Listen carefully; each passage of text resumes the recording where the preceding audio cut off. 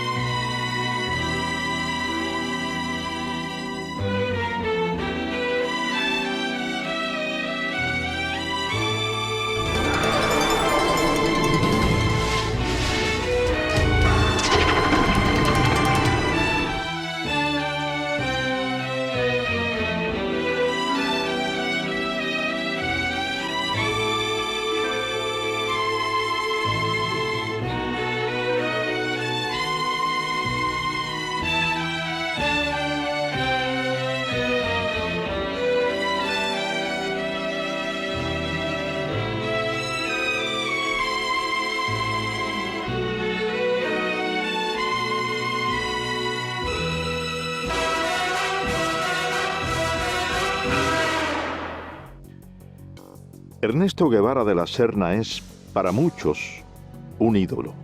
Para otros, solamente el esqueleto de un falso mito que ha tejido el cruzar de la historia.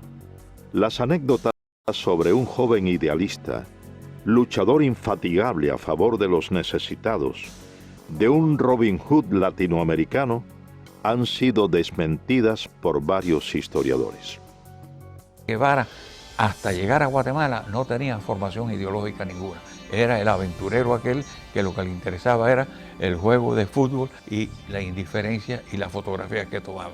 Y entonces, cuando está allí en Guatemala, que comienza la invasión, él le escribe a su tía una carta: me estoy muriendo de la risa, no dice muriendo, dice una grosería, que no quiero repetirla, de la risa, viendo a la gente correr por las bombitas que están tirando estos aviones. O sea, él es un espectador de aquella lucha que tiene parte del pueblo de Guatemala que respalda a Arbenz y las tropas de Castillo Armas que al fin dominan la situación y derrocan al gobierno de Arbenz. Enrique Ros, historiador e investigador, es autor de una de las más completas obras sobre la vida del guerrillero argentino, Ernesto Guevara, mito o realidad. En ese momento, Guevara decide, sin haber participado de la lucha, ingresar en la embajada argentina y fue atendido, y de nuevo lo vuelve a decir Ernesto Guevara en su diario, ¿no?, que él recibió una cortesía grandísima de la embajada porque recibía lo que él más quería, que eran periódicos de la Argentina que venían con regularidad a la embajada, y el bife, que es la carne que servían allí. Allí ya ha conocido a Hilda Gadea. Hilda Gadea es una muchacha peruana y de ideas comunistas. Y es Hilda Gadea quien empieza a formar ideológicamente a Ernesto Guevara y quien lo presenta a una serie de figuras, lo había presentado, del gobierno de Arbenz. Así que ahí es cuando él empieza a formarse. Y ya había ha hecho contacto también a través de Hilda Gadea con Ñico López, que es el primer cubano con quien él hace contacto en Guatemala. Es Ñico, el Flaco López, quien lo recluta y lo presenta al grupo de cubanos exiliados que militaban en el movimiento 26 de julio en Guatemala. De esta forma, Guevara inicia una faceta de revolucionario y posteriormente viaja junto al grupo de cubanos a México. Varios estudios apuntan a que Ernesto Guevara, a su llegada a México, ya tenía definido su carácter de hombre cruel, de ejecutor de sus potenciales enemigos.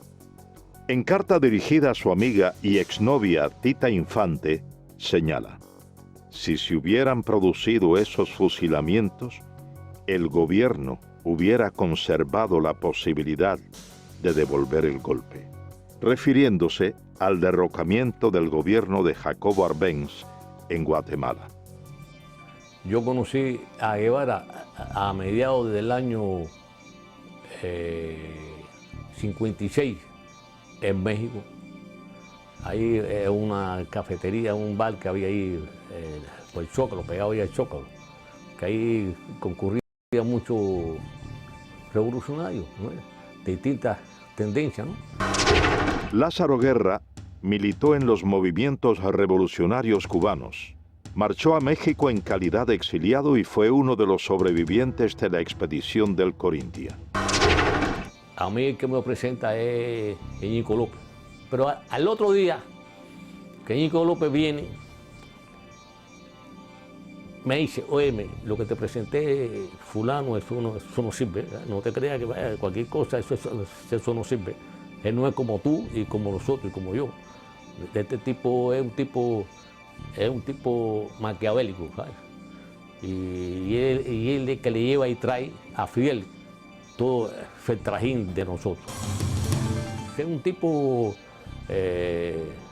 repugnante, ¿no? Fidel llegaba y él decía, iba corriendo para donde estaba Castro, ¿no? Y Castro, fíjate, le gustaba y le gusta que lo adulen, ¿no? Esa es la persona de él. Sí, él vino a pedirme ayuda. Me dijo que había 11 cubanos durmiendo en el suelo en el departamento de María Antonia González. Una pobre mujer en un departamento muy chico y estaban durmiendo en el suelo. Y aquello me tocó el alma. Y le dije, mándame 7 o 8 para acá, yo les haré una comida al día y alojamiento. Orlando de Cárdenas, periodista, fue amigo de Fidel Castro. Vivía en México y fue uno de los principales colaboradores del movimiento 26 de julio en tierras aztecas. A él al principio se le dijo doctor Guevara o Ernesto Guevara, pero cuando vimos que él se hacía burla de nuestra manera de hablar, entonces en represalia ya no le dijimos nunca más Guevara ni Ernesto, le decíamos el Che. Para todo el Che y el Che y el Che, y se le quedó lo del Che, que hasta el mismo Fidel y Raúl le decían el Che. Ya, y se lo decíamos muchas veces con un poco de sorna, como para restregarle en la cara lo que él nos había hecho a nosotros. Nunca nos vio completamente como compañeros. Guevara nunca llegó a intimar totalmente con el grupo de jóvenes revolucionarios cubanos. Cuentan quienes compartieron con él el entrenamiento militar en tierras aztecas que su desprecio hacia los cubanos siempre se hacía sentir. Sentimiento que extendía a los negros y al pueblo mexicano, a quienes constantemente menospreciaba. Llegamos a México el 10 de diciembre de 1955 y Fidel me presentó y me dijo, muchachos, este es el coreano, él va a ser nuestro instructor militar. Miguel Sánchez, el coreano, combatió junto a las tropas estadounidenses en la Guerra de Corea. Fue reclutado por Fidel Castro como instructor militar de los cubanos que se entrenaban en México. Allí en la casa de María Antonia González conocí a Ernesto Guevara de la Serna, que después le decían el Che, todavía le decíamos el Chancho, porque él tenía poca afición por bañarse y siempre tenía un olorcito arriba que olía como a riñón hervido. Al principio quiso entrar en indisciplina y yo lo paré tranquilamente y le dije, yo estoy a cargo del entrenamiento militar, tú no eres más que un soldado. Se me puso a echar una sonrisita y yo le dije, 20 planchas, Ernesto Guevara de la Serna, y dio las 20 planchas. Él despreciaba a los negros. Muchísimas veces tenía problemas con Juan Almeida Bosque, que le decía el negrito. Y Juan Almeida se insultaba. Y entonces yo le dije, mira Juan, tú lo que tienes que decirle cuando te diga el negrito, dile, tú eres el chancho porque tú no te bañas. Y así se lo decía Juan Almeida Bosque. Después despreciaba a los indios. Fíjate cómo dijo, la indiada analfabeta de México. El 24 de junio de 1956, un grupo de los presuntos expedicionarios es capturado por las autoridades de migración mexicana. Ernesto Guevara estaba entre ellos. Varios estudios acusan a Guevara de haber sido informante o delator al colaborar con las autoridades por temor a una posible deportación a la Argentina, su tierra natal, a principios de julio de ese año. Juan Almeida Bosque, él me dijo a mí que Ernesto Guevara de la Serna, el Che o el Chancho, había colaborado con la policía cuando nos arrestaron al grupo y lo llevaron a la cárcel migratoria de Miguel Schultz. Y él se había puesto en contacto con las autoridades de México para entregar todas las armas del rancho de Santa Rosa de Chalco.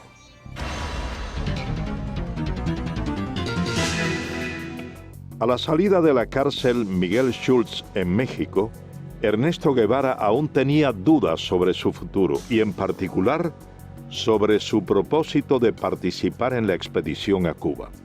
En carta dirigida a su madre le manifestó su intención de cambiar los planes y viajar a Europa y a la China de Mao. Finalmente, Ernesto Guevara de la Serna llegó a formar parte de la expedición del Granma, sobrevive el combate de Alegría de Pío y logra posteriormente internarse junto al reducido grupo de sobrevivientes en la Sierra Maestra.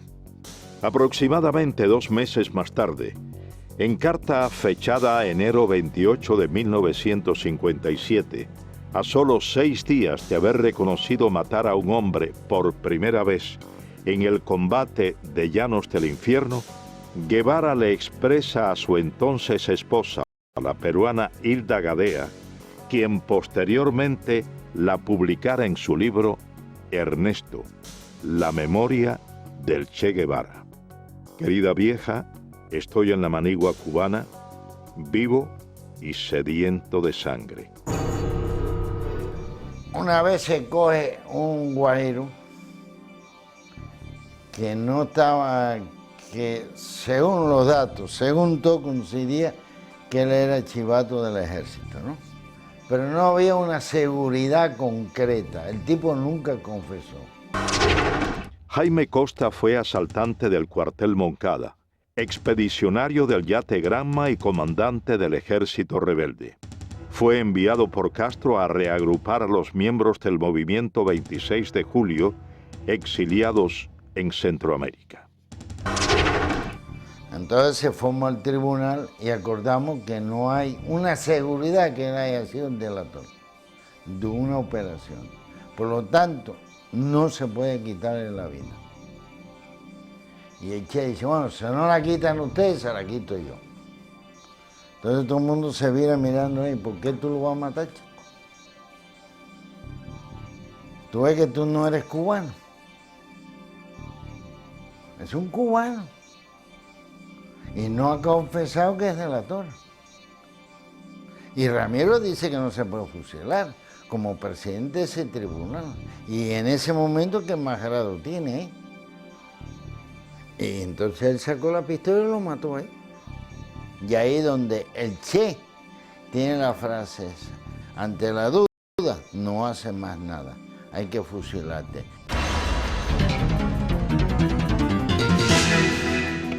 De esta forma, Guevara asesina personalmente a Eutimio Guerra, un campesino que se había unido al ejército rebelde y posteriormente dirige otras ejecuciones en la Sierra Maestra. No había que comer, es que llegamos y acampamos en la finca La Otilia, frente a las minas de Boicito.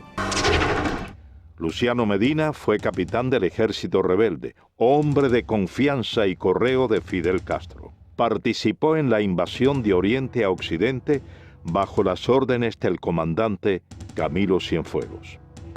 Llevábamos 3 días sin comer y el Che Guevara nos mandó que había que buscar un puerco. Y yo fui a casa de Carlos Sotolongo, que tenía una finquita allí cerquita de la mina, y compré un puerco que me costó 70 pesos.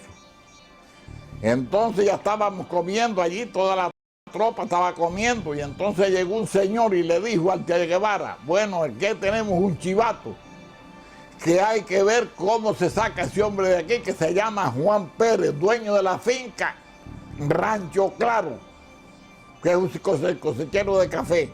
Entonces mandaron a buscar el hombre tenía 3 hijos, chiquitos de 4, 5 y 6 años, no tendrían más los chiquitos que tenía allí. Entonces cogieron y lo fusilaron. Y eso nos cayó mal a toda la tropa. Los fusilamientos se generalizaron. Varias investigaciones responsabilizan a Ernesto Guevara por el asesinato de al menos una docena de hombres en la Sierra Maestra, en la gran mayoría de los casos sin tener pruebas incriminatorias. Yo conocí a Ernesto Guevara en la Sierra Maestra en el mes de marzo de 1958, que como corresponsal de guerra de la revista Bohemia fui a entrevistar a Fidel Castro. Agustín Hayes fue periodista de la revista Bohemia. Pasó aproximadamente 2 meses en la Sierra Maestra y como corresponsal de guerra entrevistó a Ernesto Guevara en su campamento. Cuando yo entrevisté a Ernesto Guevara en la Sierra Maestra en marzo del año 1958, entre las cosas que yo observé de él, que tenía una personalidad despótica, dura, cruel. Por ejemplo, le pregunto por su primera esposa, por Gadea, y entonces me dice, bueno, no sé de ella ni me interesa. Entonces le pregunto, bueno, ¿usted es médico? Y entonces, sí, pero a mí no me gusta la medicina. ¿Y qué es lo que le gusta a usted? La economía.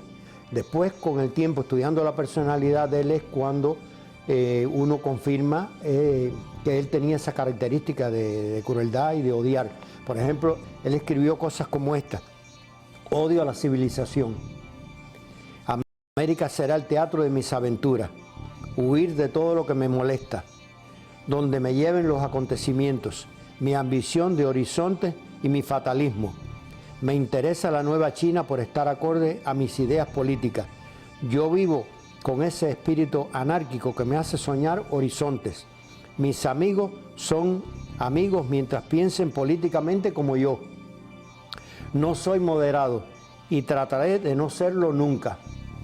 Asaltaré las barricadas y trincheras, teñiré en sangre mis armas y loco de furia degollaré a cuanto vencido caiga entre mis manos. Una madrugada, uno de los que estaban en el campamento de La Plata tenía como una pesadilla y decía, mátalo, mátalo. Entonces por la mañana yo hablé con él, otras veces había hablado con él, me había dicho que era estudiante de medicina.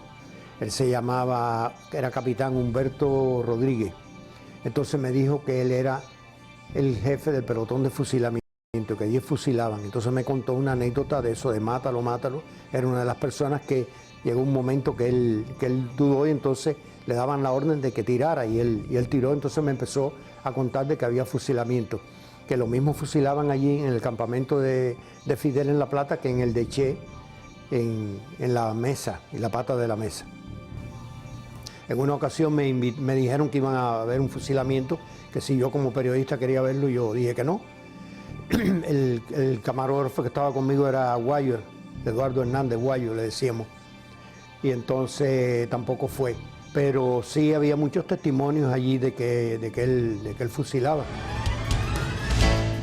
Otro de los elementos que caracterizaron a Ernesto Guevara de la Serna fue su inoperancia táctico-militar. A pesar de haber sido nombrado por Fidel Castro como jefe de una de las más importantes columnas guerrilleras, afirman sus compañeros de lucha que Guevara no estaba capacitado militarmente.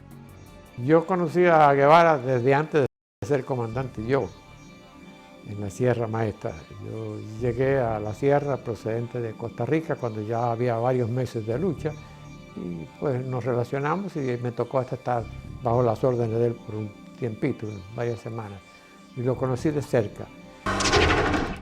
Uber Matos fue comandante del ejército rebelde. Tras el triunfo de la revolución castrista, fue jefe militar de la provincia de Camagüey y luego de su ruptura con Castro, cumplió 20 años de presidio político. Me confesó en cierta oportunidad que bueno, que él de cuestiones militares no sabía nada. Hay una oportunidad en que yo le digo, me mandaron a tus órdenes, tengo que hacer una línea de fortificaciones, la zona esta está bajo tu mando, ¿dónde hago las fortificaciones? ¿Dónde establezco todas las defensas? Y me dice, yo de eso no sé nada, pero hazlas bajo tu criterio, pero si tú eres el jefe que vas, la defensa aquí tienes que hacerla de acuerdo con un concepto estratégico, táctico, es decir, tienes que pensar, yo voy a desplegar los hombres aquí, allá, y yo hago las defensas, las líneas de trinchera y los túneles para detener el avance de los tanques y las demás defensas que vamos a cumplir, de acuerdo con el plan tuyo. Dice, yo no tengo ningún plan. Varios textos ponen en entredicho la autenticidad de los diarios de campaña publicados y supuestamente escritos por Ernesto Guevara.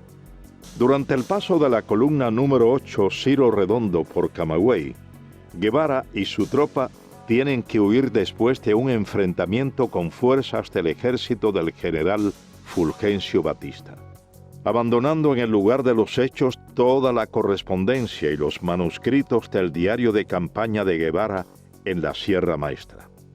Datos que, posteriormente, fueron empleados por la policía para arrestar a varios colaboradores del ejército rebelde. Me dan la orden a las 8 de la noche que me traslade urgente para Camagüey con mi avión y mis pertenencias. Carlos Lazo es piloto aviador. Fue segundo teniente y piloto de enlace del Ejército de la República. Combatió al ejército rebelde. El coronel Dueñas me dice, ¿a qué hora tú puedes volar mañana temprano? Y le explico que a la hora que quiera. Y me dice, bueno, a las 6 vuelo para un lugar que le llaman 4 compañeros. Allí hay un tiroteo entre el ejército, un grupo del ejército, no eran muchos, eran unos 40 soldados de la Guardia Rural. Allí hay 2 muertos por el agente de Che y heridos, y se mandan a correr, dejan 2 camiones. En uno de los camiones tenía toda la correspondencia, todo el diario de Che, el cual yo leí bastante. Hablaba todo de que había cooperado en Camagüey y que la mayoría no cooperaba, que era una provincia completamente latifundista, entre paréntesis, lo ponía así. Y comprometía a cantidad de personas, no solo de Camagüey, de otras provincias.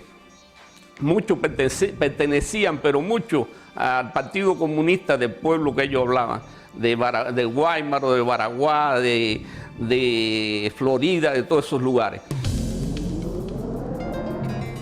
Varias anécdotas y documentos reflejan el carácter despótico de Ernesto Guevara hacia sus subordinados. Guevara acostumbraba a humillar a los hombres bajo su mando. Yo me incorporo a la columna en un campamento que se llama El Algarrobo. Aquel día, una tarde, nos formaron cuando nosotros llegamos ahí, que veníamos de la zona más al norte de la sierra.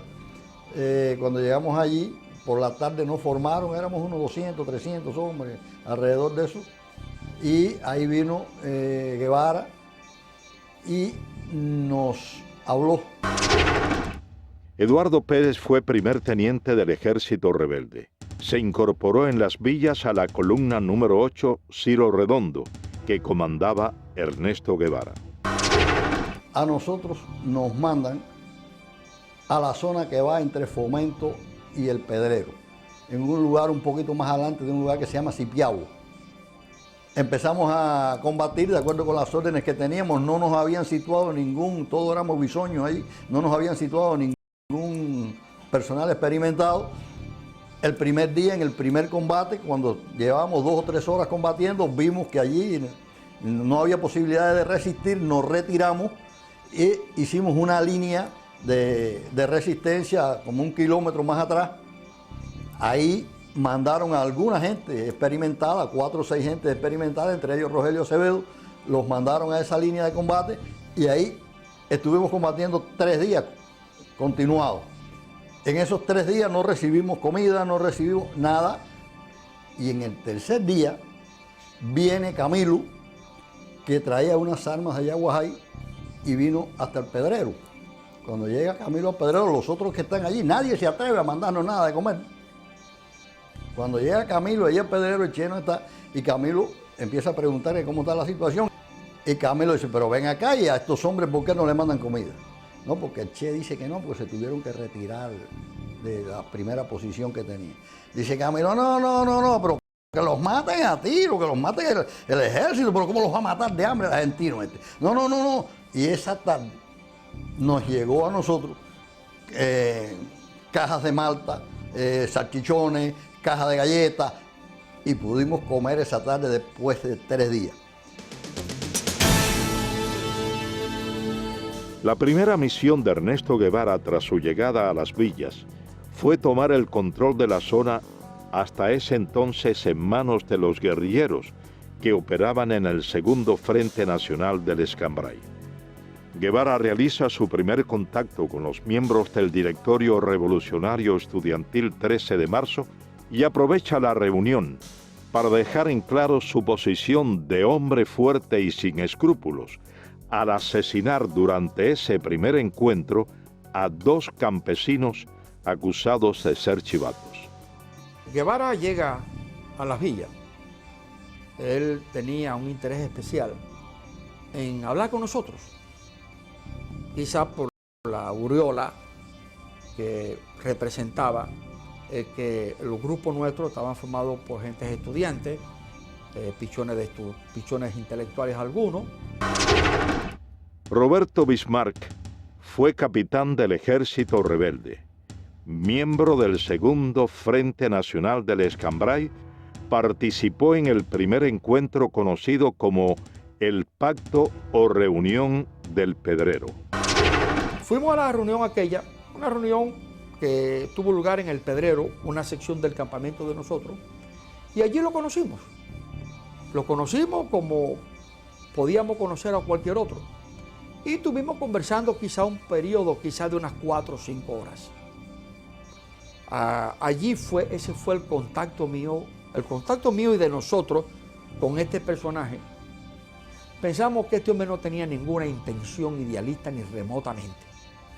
Por ejemplo, un hecho que resultó bastante chocante para mi persona.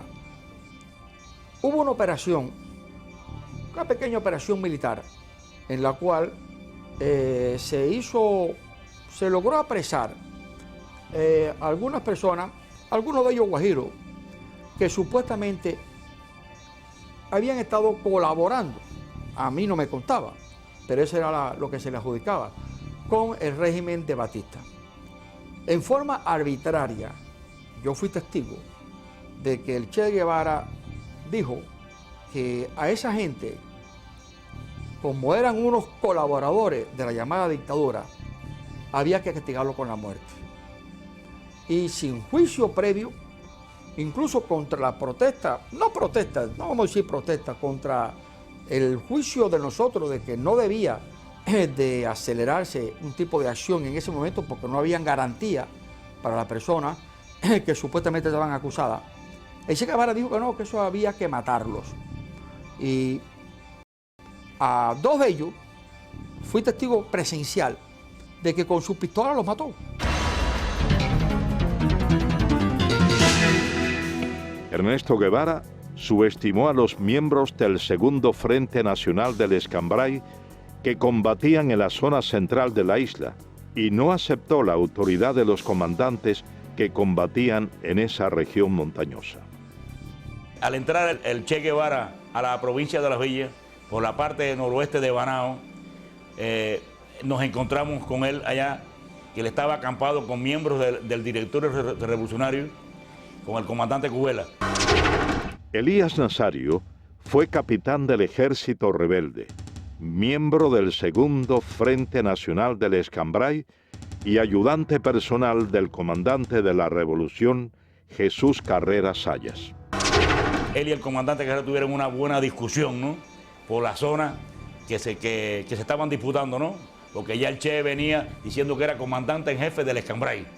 No era cierto, porque el comandante en jefe del Escambray era Eloy Gutiérrez Manoyo en aquel momento. Y la discusión fue fue fuerte, pero fuerte, fuerte, en la que Jesús le dijo, tu zona es la tuya y la mía es la mía. Y si brinca la zona mía, vamos a tener problemas. Guevara nunca le contestó a él. Agachó su cabeza y dejó escapar, vaya, Y entonces intervino en esa discusión el comandante Armando Acosta Cordero, estaba el comandante Ramiro Valdés, el capitán Olo Pantoja, cuando era capitán.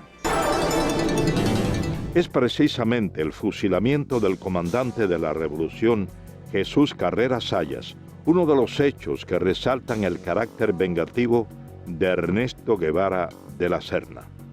Ernesto Guevara fue mandado por Fidel Castro a la sierra del Escambray para quizás evitar que el segundo frente dividiera la isla en dos mitades.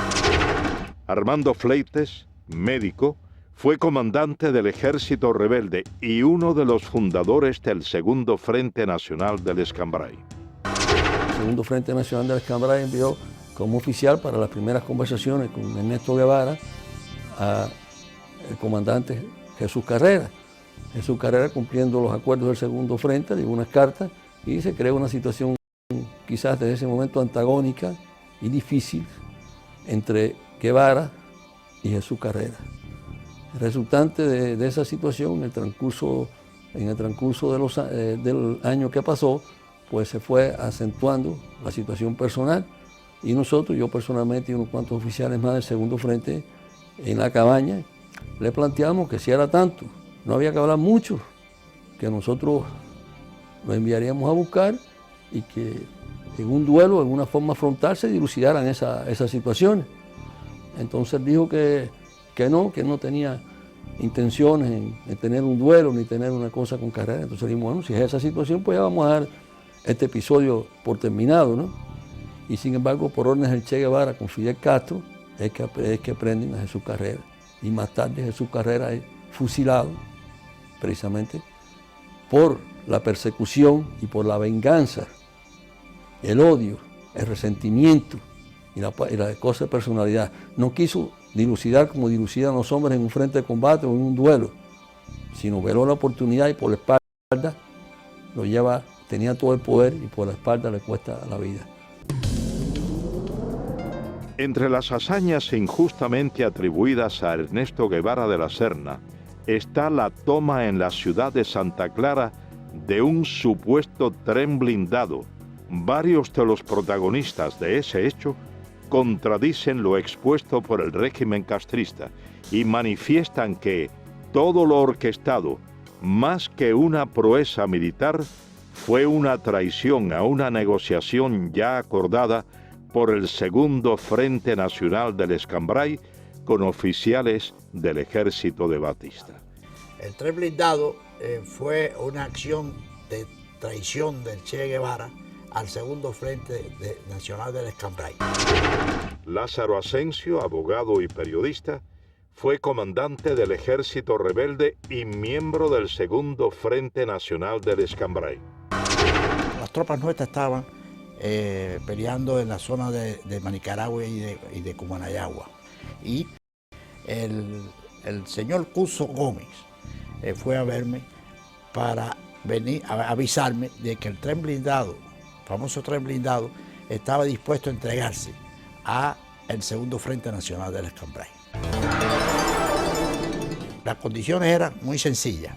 El tren blindado, los elementos del tren blindado, los soldados del tren blindado iban a entrar por la zona del acueducto de Santa Clara y allí nos iban a entregar las armas con el compromiso de que ellos se quedaban allí sin pelear contra sus compañeros.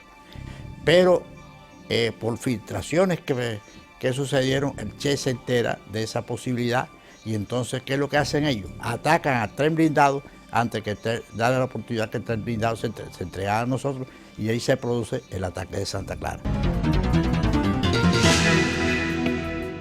Es precisamente a raíz de la entrada a la ciudad de Santa Clara de la columna número 8 Ciro Redondo, comandada por Ernesto Guevara, cuando comienzan las ejecuciones indiscriminadas, tal y como había ocurrido en la Sierra Maestra. Guevara ordena, sin la realización de procesos judiciales, el fusilamiento de varias decenas de personas, supuestamente acusadas de haber cometido crímenes o de ser delatores del depuesto régimen. El primero que entra en Santa Clara, la ciudad estoy hablando, es el Che. Y Félix Torres, un viejo comunista de las villas, le va diciendo al Che quién eran los chivatos de Batista. Y el Che, sin más ni menos, los va cogiendo, sin interrogar, y los va matando. En eso entra el segundo que entra en Santa Clara, es Camilo. Y entonces Camilo tiene una expresión, coño, pero aquí se han bañado en vez con agua, con sangre, porque donde quiera hay un muerto tirado en una esquina. Han acabado con este pueblo.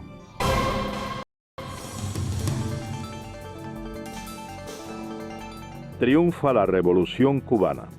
Ernesto Guevara es nombrado jefe de la fortaleza militar de La Cabaña. Guevara lanza un feroz operativo contra todos los militares del depuesto régimen. Se crea la llamada Comisión Depuradora.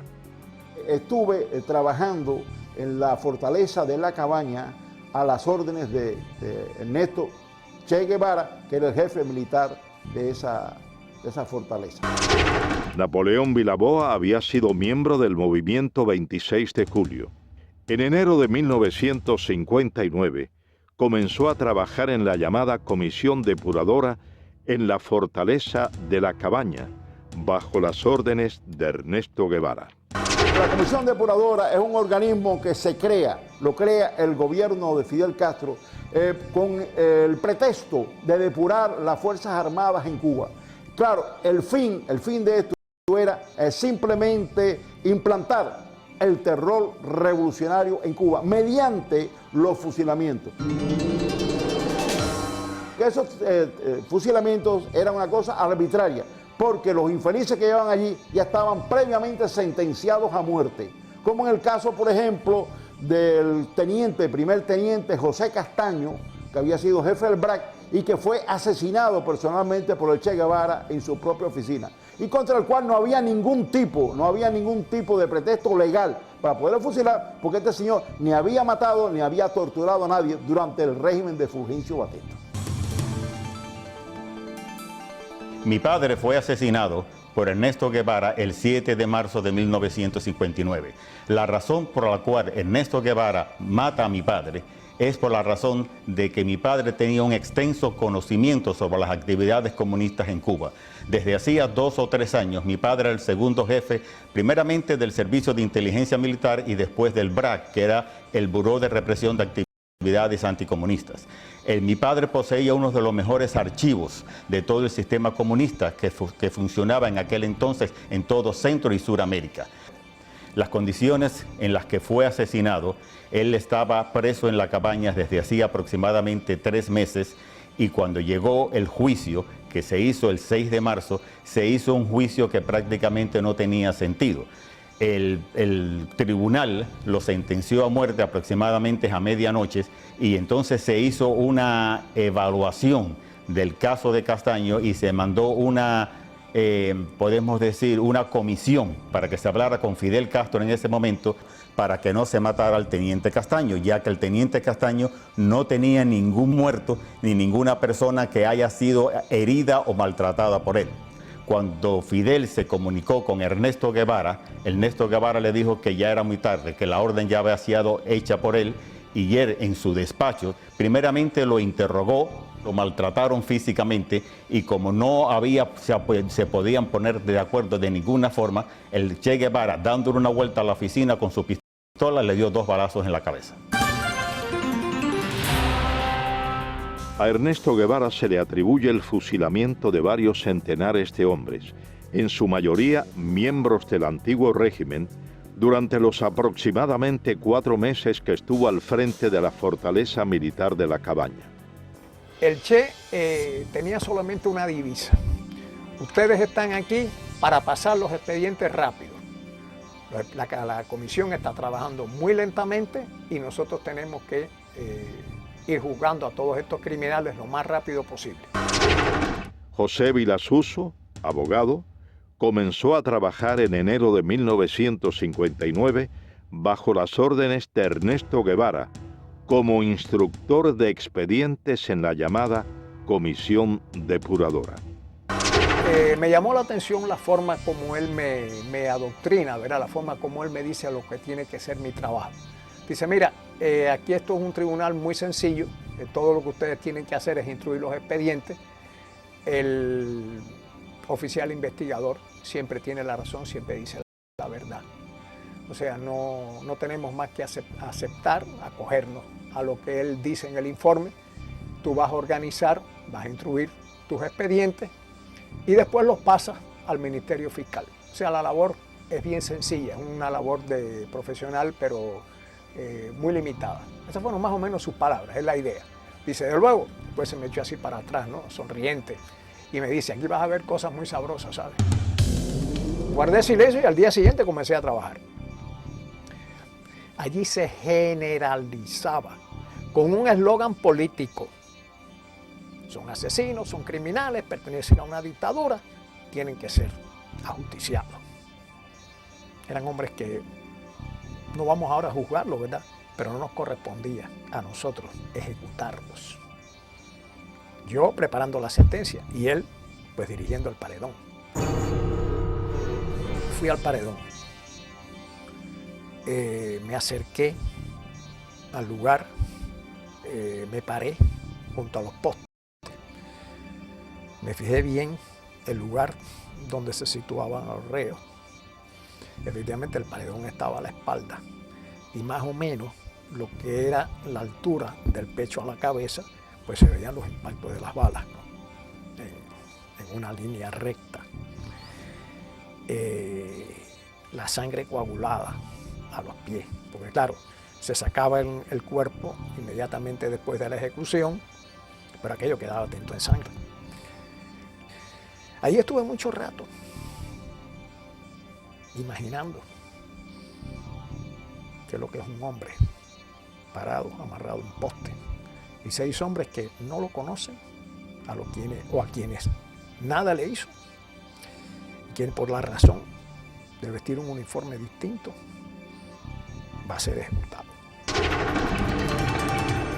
Sin la presencia de pruebas incriminatorias, sin la posibilidad del ejercicio de una defensa justa, cientos de hombres fueron condenados a la pena de muerte por fusilamiento mediante sentencias preestablecidas en los denominados juicios sumarísimos.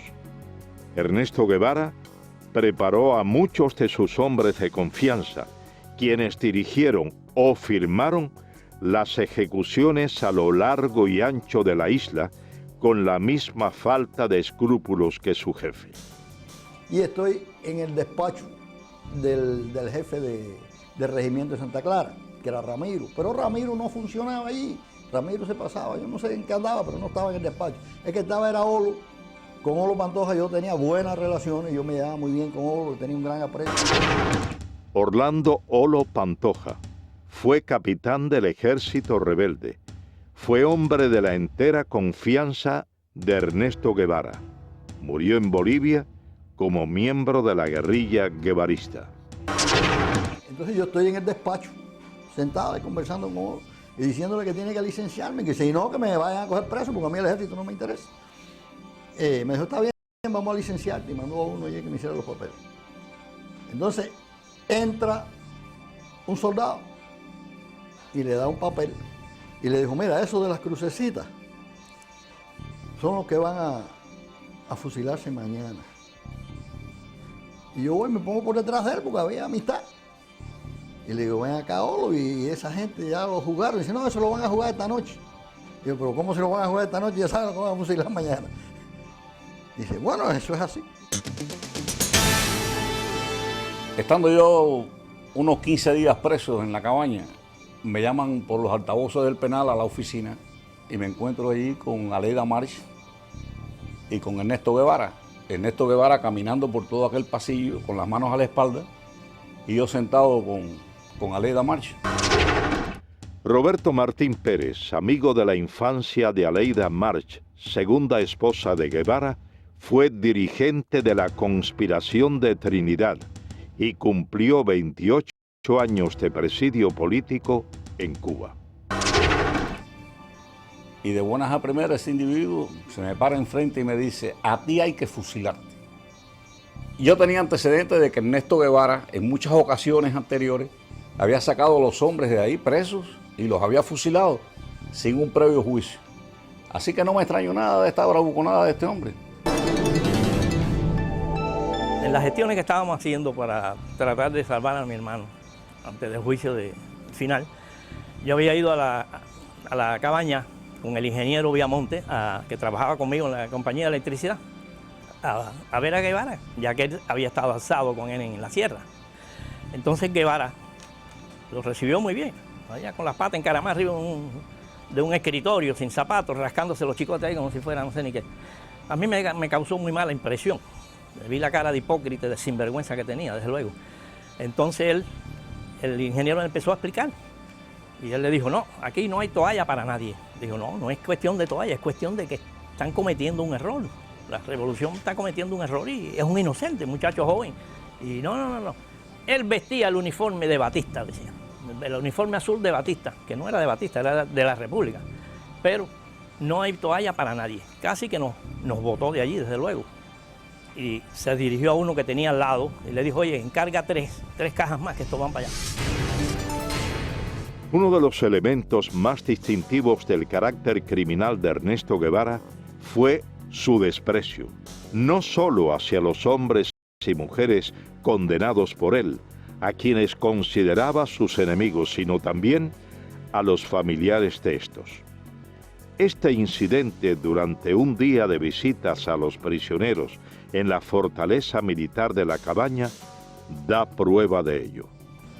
Aquella parte estaba lleno de mujeres, unas que iban a ver a los esposos, otras a los hijos, otras a los hermanos.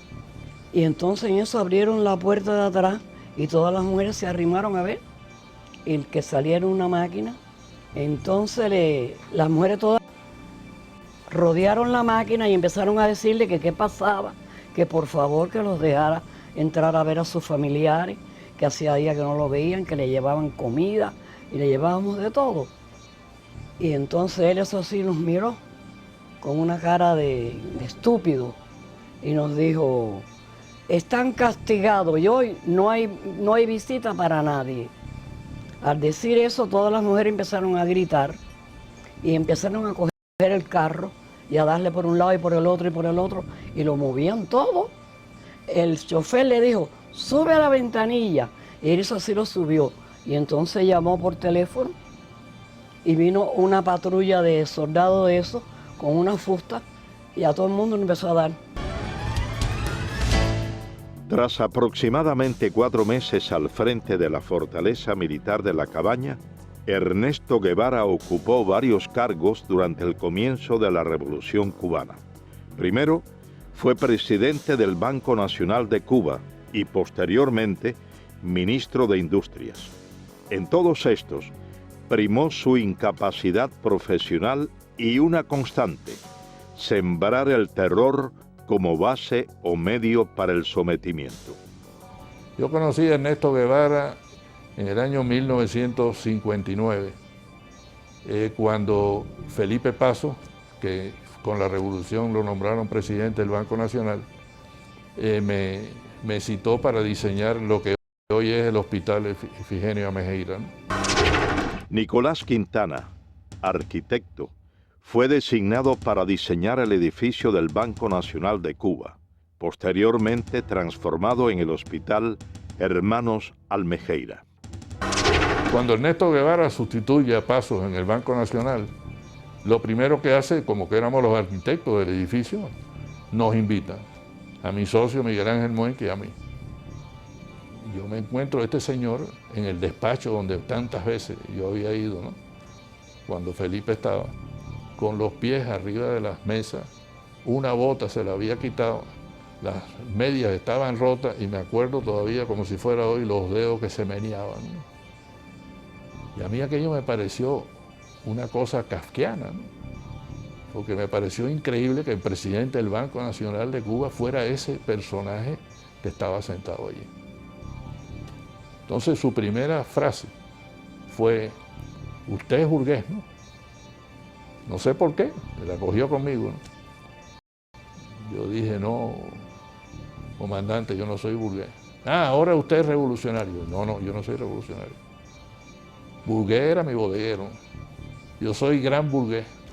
Nací con una cuchara de plata en la boca y me he pasado la mitad de mi vida trabajando para ayudar a los que nacieron sin ella. Por lo tanto, tengo la moral para poder hablar. La respuesta fue, usted tiene 3 alternativas, y me metió los dedos en los ojos. Una alternativa es que usted se va de Cuba. La segunda alternativa son 30 años. Fíjate con la facilidad, ¿no?, que este señor disponía de la vida de la gente. Y la tercera alternativa, como usted es gran burgués, es el paredón de fusilamiento. Me dicen, óigame, el comandante Guevara ha llamado y dice que quiere que el ministro vaya a verlo al Tribunal de Cuentas. José M. Illán, economista, fue subsecretario de Hacienda y miembro del primer gabinete ministerial de la Revolución Castrista en 1959. Y me dicen, bueno, mire, yo estoy aquí reunido con la Asamblea de los Cultivadores del Tabaco. Nosotros le decíamos los tabaqueros. Y ellos tienen un problema grave. Ellos no pueden pagar los impuestos. Hay que suprimir ese impuesto que ellos tienen que pagar. En ese momento yo me olvidé de que era el comandante Guevara y de que era comandante de la revolución y que era un tipo de tira-tira y que estaba matando gente en la cabaña. Y simplemente actué como el profesional que era. En todo el tiempo que estuve frente a ese caballero, en ningún momento me insinuó que nos sentáramos a hablar. En ningún momento me movió su mano y yo tampoco la mía para estrechar mi diestra. Y su desplante era absoluto ante un civil, un cubano más, que venía aquí y que se había atrevido a decirle que no a lo que él había propuesto. Pero como él no sabía de lo que estaba hablando, era la técnica que muchos de ellos usaban y la gente por miedo no se le enfrentaba. Yo estuve involucrado con Fran Pay en la lucha contra Batista y durante esa lucha conocí al Che Guevara.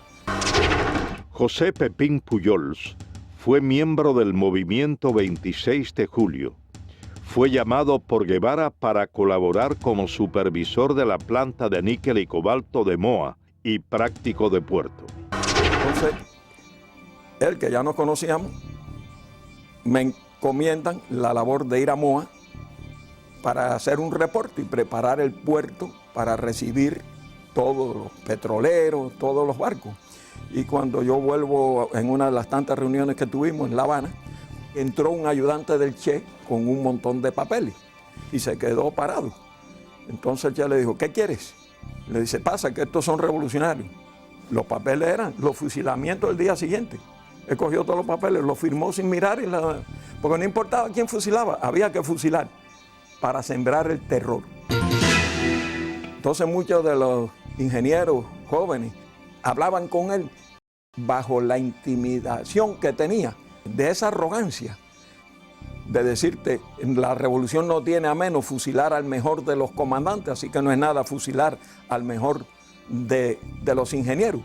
Todo el mundo trabajaba bajo esa presión de no equivocarte.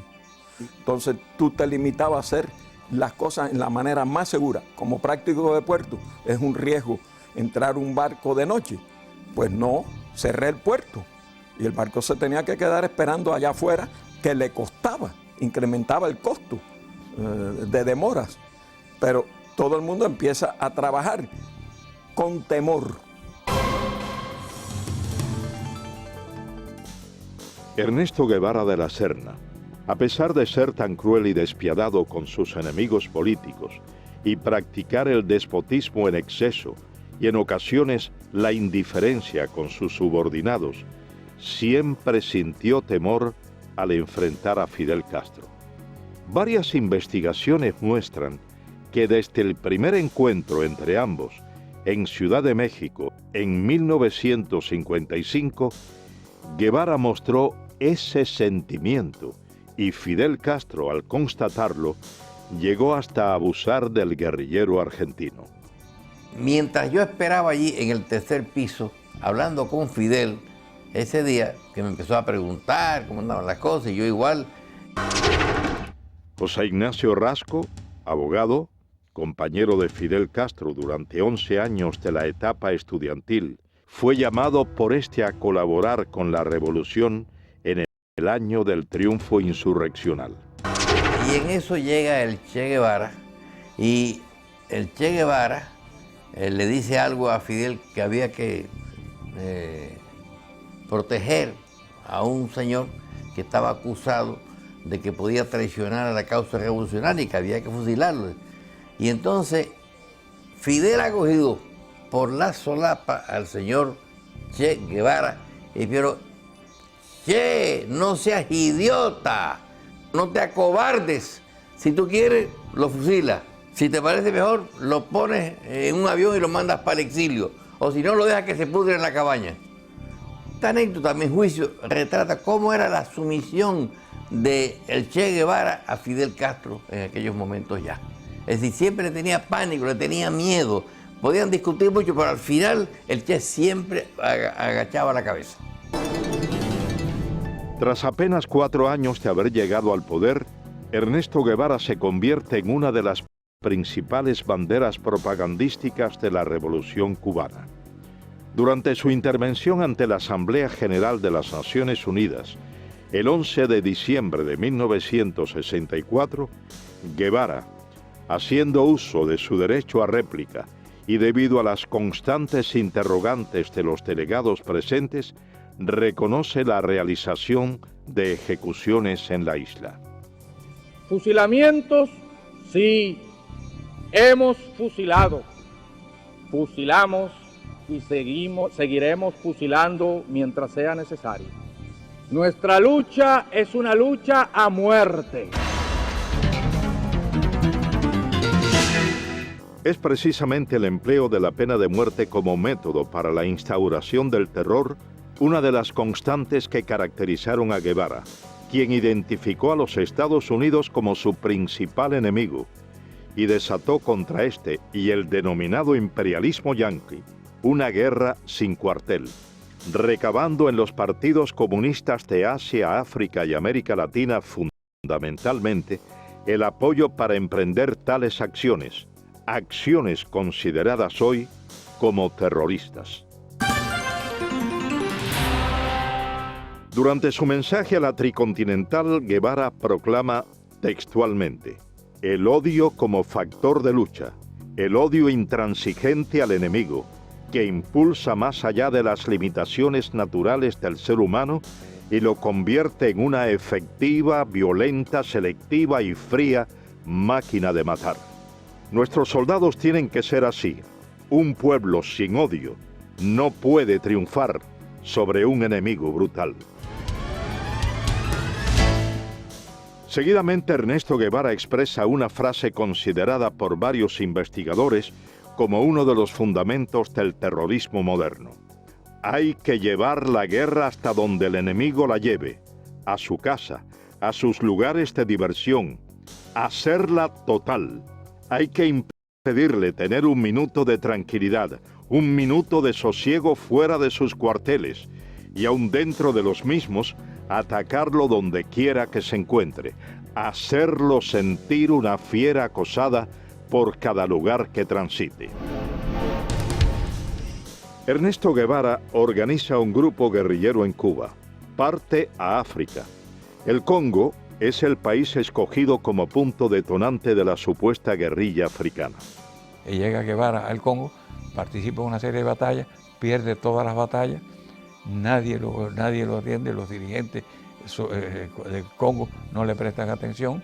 Nos dice que Kabila lo tiene a él como un becario, así como cero a la izquierda, y entonces pierde. Las naciones que rodean al Congo exigen que salgan del Congo los tropas extranjeras, y las tropas extranjeras eran las de Sudáfrica que estaban allí y también las de Guevara, el grupo cubano, y se ve obligado a salir del Congo, pero él no quería regresar a Cuba porque él ya sabía la enemistad que sentía Castro hacia él, y hubo una gran presión. Su misma esposa tuvo que ir a la Ida March al Congo a persuadirlo y a convencerlo de que regresara a Cuba. Entonces él allí ya ha organizado la idea de ir a Bolivia, porque ya Guevara no cabía en la isla de Cuba junto a Fidel. Tras ser derrotado en África, Guevara regresa a la isla y prepara una nueva aventura. Esta vez, el blanco escogido es Latinoamérica. Junto a un reducido grupo de hombres de confianza, marcha a Bolivia. El 31 de diciembre de 1966 se produce muy cercano a la finca Ñancauazú en Bolivia el histórico encuentro entre Ernesto Guevara de la Serna y Mario Monge Molina, secretario general del Partido Comunista Boliviano. Monge le expresa a Guevara que no permitirá que ningún extranjero dirija la lucha armada de su país y le propone hacerse él cargo de las operaciones y designarlo como su asesor militar. Guevara no aceptó. Entonces, él me dijo, yo no te puedo dar la dirección revolucionaria. Él mismo me dijo en la conversación, yo a Cuba no podía volver. Para mí se había cerrado eso. Yo me había despedido a paso marcial. Entonces tenía que buscar otro lugar donde aparecer. Y Bolivia se presentaba las condiciones por algunas cosas que ellos llevaban y por el hecho de que nosotros estábamos en proceso de preparación que ellos lo conocían. Han de encontrar un lugar donde exista un compromiso del Partido Comunista o de cualquier dirigente individualmente para colaborar con la guerrilla del Che en el país. No hay. Guevara no consigue reclutar al campesinado boliviano, principio básico de su encomienda. Y según los historiadores, desconoce totalmente las necesidades de estos, llegando a prometerles la propiedad de las tierras que trabajaban, desconociendo que en la localidad de Ucareña se había firmado en agosto de 1953 la ley de la reforma agraria boliviana. Guevara es finalmente cercado por el ejército boliviano y capturado con vida en la quebrada del Yuro. Según las notas del general Luis Requeterán, quien fuera en ese entonces coronel y jefe de la 4ª División de Operaciones Antiguerrilleras en Bolivia, Guevara, levantando en alto su carabina, gritó: «¡Me rindo! ¡No me maten! ¡Soy el Che! ¡Valgo más vivo que muerto!».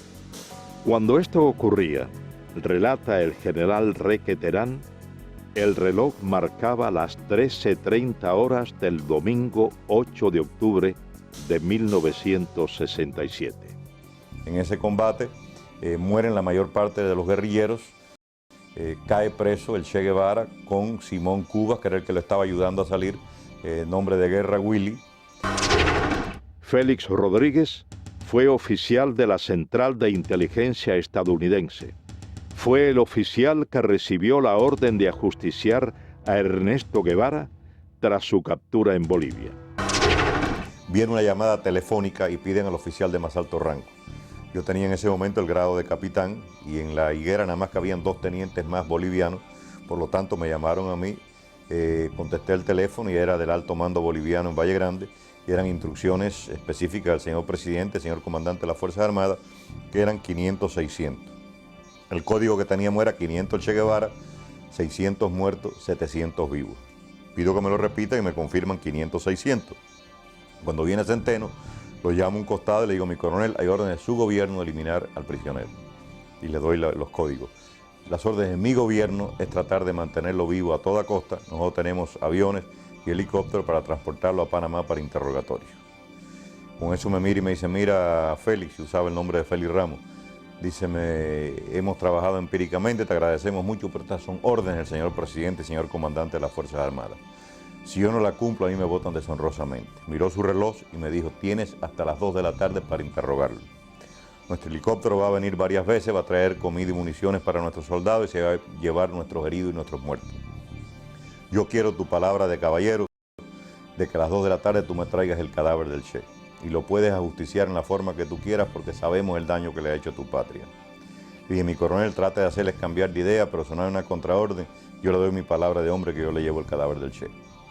Entré a la habitación, él estaba sentado en un banquito, yo le había quitado las amarras al principio de nuestra conversación y se sentó ahí. Me le paré enfrente y le digo, comandante, yo lo siento. Son órdenes superiores, yo he tratado. Se puso blanco como un papel pensando que era yo el que le iba a tirar. Salí de la habitación, aquello estaba lleno de soldados afuera, obviamente estaban escuchando la conversación y estaba el teniente Pérez al lado del sargento Terán. Y entonces le dije al sargento, sargento, no le tire de aquí para arriba, tírale de aquí para abajo, son órdenes de su gobierno. Se supone que este hombre muera de heridas en combate. El sargento Mario Terán cumplió las órdenes transmitidas a Félix Rodríguez desde La Paz. Con la muerte de Ernesto Guevara quedó desarticulado el foco guerrillero. 5 hombres pudieron escapar con vida. 2 bolivianos, muertos 2 años más tarde, y 3 cubanos. Y yo me considero engañado por el Che Guevara. Porque el mismo amor que sentíamos y respeto por Fidel Castro lo sentíamos por el Che.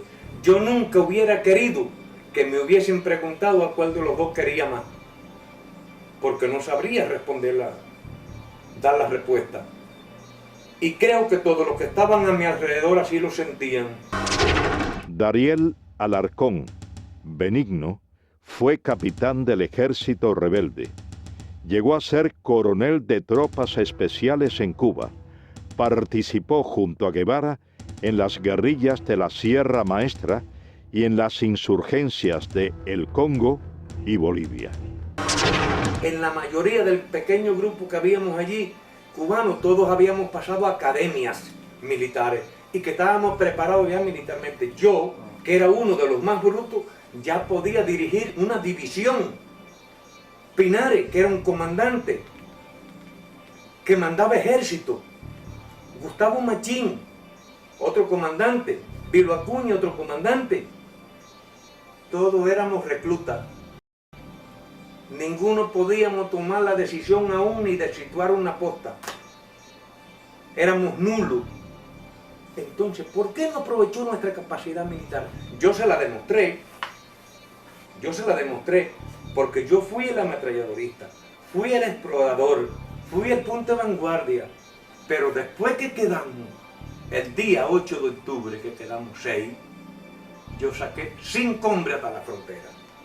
Con Chile, después de caminar 3.500 kilómetros, con 3 divisiones del ejército persiguiéndome día y noche. Y le hice más baja al ejército que cuando éramos el grupo completo. Rompimos 14 cercos al ejército y perdí un hombre. Pero atravesamos la selva y atravesamos el altiplano y salimos a Chile.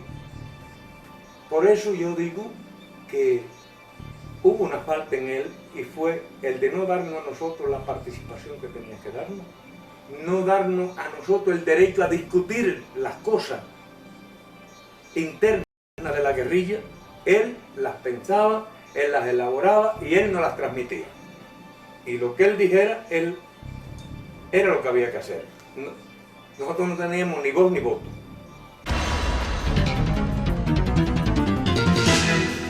Ernesto Guevara de la Serna finalizó su aventura como guerrillero en La Higuera el 8 de octubre de 1967.